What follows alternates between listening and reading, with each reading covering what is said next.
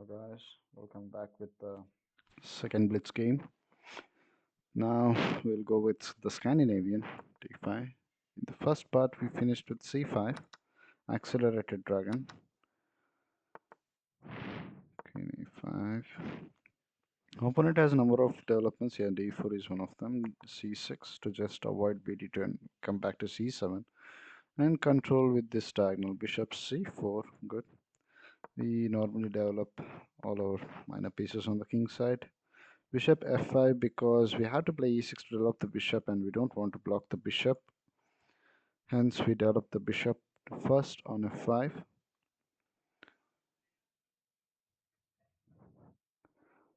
Castle e6, rook e1. Rook e1 is actually a thing. Okay, now the opponent is planning for g4. That is the main point of knight e5 and also is threatening f7. Now e6 is mandatory. If g4 is played, we simply play bishop to e4. Since the knight is pinned, we attack the rook. If f3 is played, we put the bishop on d5. If g5, yeah, we put the bishop on d5. Bishop d3, okay. Now opponent can plan for g5.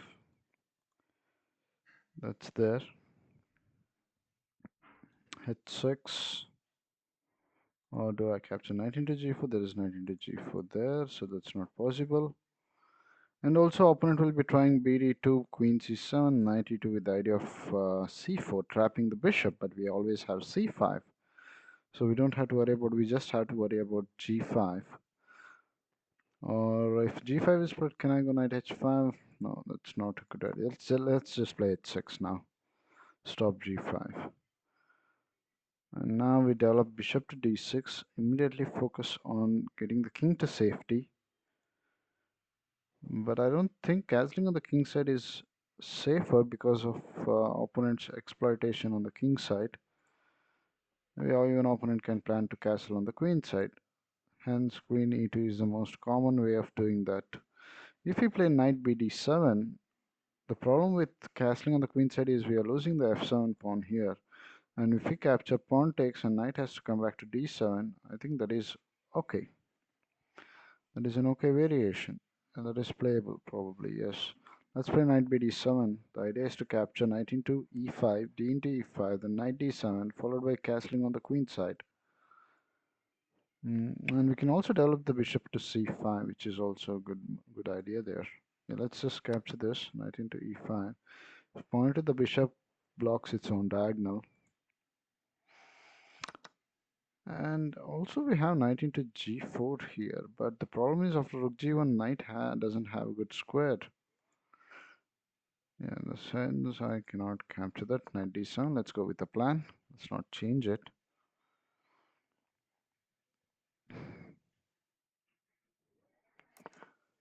Oh, giving me a tempo here. Let's go with the tempo. Check. And we must be careful because one knight move is threatening c4 in the next move. Okay. So we have to move our bishop actually.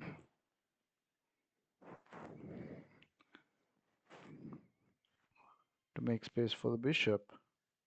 Like playing c5, right?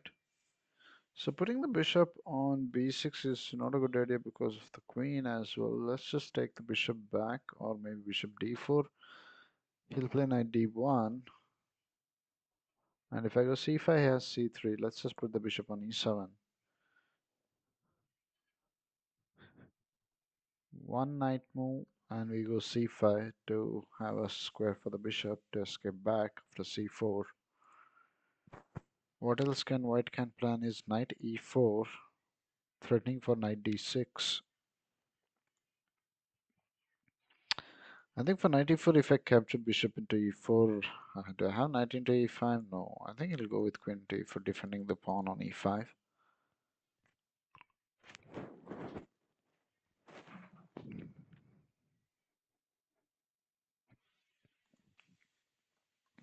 Knight e4, and I simply castle. He has g5.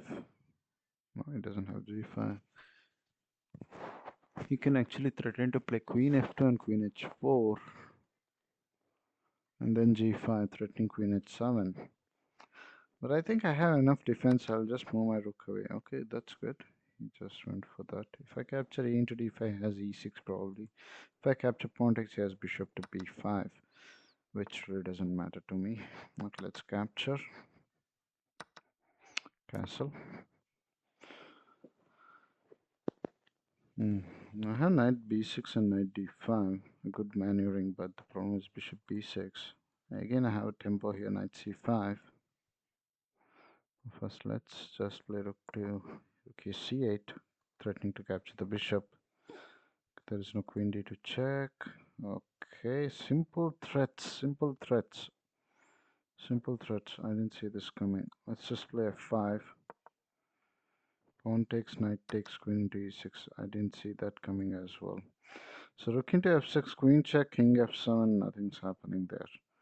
He has, alright, rook into f6. We defend this pawn. There is no bishop e5 because of the queen and the knight. And okay, we must plan something correctly here. He has g5. Captures, he cannot capture because of the queen. I gotta play knight c5 in the next move and eliminate this strong bishop.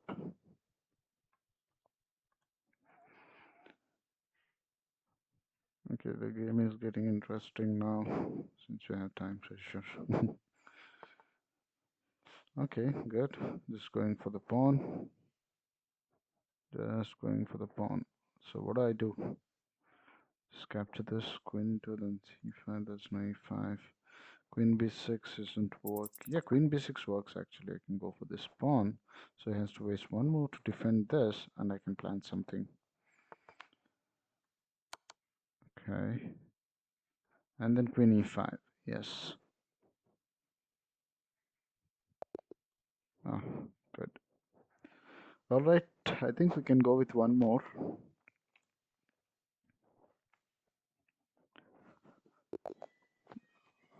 3 games black in a row. Okay, so now let's go with Sicilian again. Yes. d5, accelerated knight c6, d4, c into d4, then g6. Oh, g3. Getting out of the main variations here. Let's go with e6, knight g7, and then d5 break after castling. Open this line for d4. Now d5. He's gonna push e5. All right, and we have to manage to get the bishop out of this square. It's like a cell for the bishop now. No place to develop. If I go knight f5, threatening to capture knight into d4 after queen b6, he has bishop e3. So if I directly play bishop queen to b6, he has b3. And knight f5 and he has bishop e3. That's the only way he can defend the pawn on d4. How do I start an attack on d4? More queen b6 is not b6, bishop a6 followed by knight a5, knight c4 might work for me. Now let's go b6. He has knight c3, knight b5, but after bishop a6 there is no knight b5. I'll just eliminate the knight. I'll go for the trade. Anyway, the bishop is not so active, is what I feel. Queen d7 getting out of the pin. The idea of knight f5. Alright. I have to play knight a5 right now, or else I won't get b4. I won't get to go to knight c4. Yeah, I can play b4 and b5. Doesn't matter, but my knight is in an outpost now. A very strong outpost. Alright, let's play rook c8. Is he giving up a pawn on a3? No, he is attacking my bishop on a6.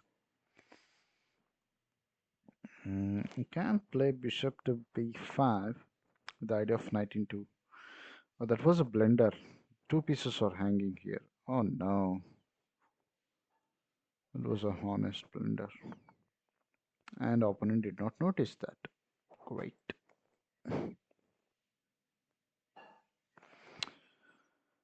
Let's just come back to a6 then. Put the bishop back on b7. The idea of a6. We trade again. We keep trying to open up the files and we try to control more squares. The more squares we control, the better position we have. We have control over the game. That is the main point. What about knight b2, queen c2, knight d3? There is no knight d3. I think I had knight b2 earlier. I think we missed that. Okay, let him capture. We capture, and the bishop diagonal is open. That is what matters now. Actually, can play knight f5, threatening to capture knight into d4 since the pawn is undefended. So forcing him to capture knight into c4, pawn into c4. That puts a double attack on the d4 pawn. Or yeah, there is no rook into because of the bishop.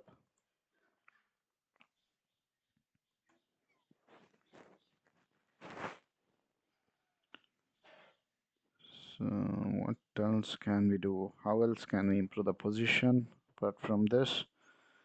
What is the best way for him to defend the d4 pawn? Is putting his knight on b3? I think putting the knight on b3 will just defend the pawn. Okay, I think he can listen to me. If I go h6, I can eliminate the bishop, of course, yes. Bishop e3, bishop f4, bishop d2, and bishop f6. These are the only options he has. Bishop f6, I'll just capture bishop to f6, e into f6, and I have queen d8. We can get the pawn.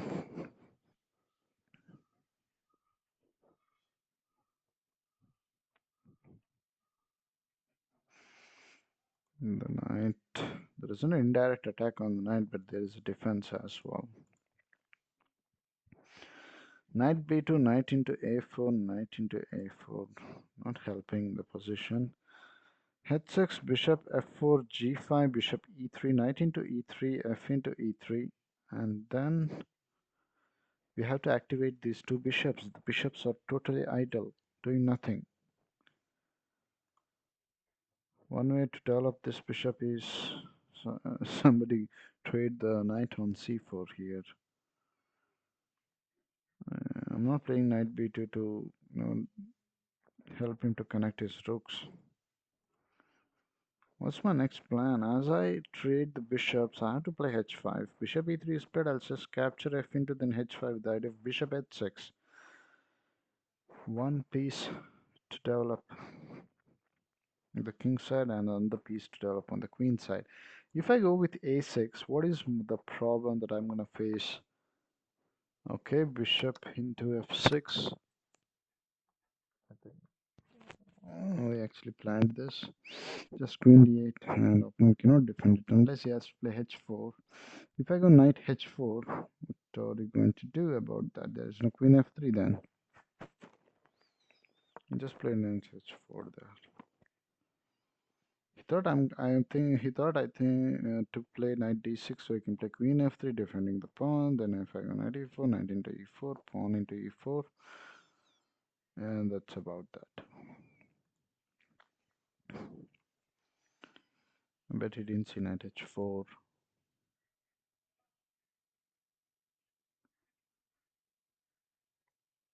Come on, make your move. We're running out of time.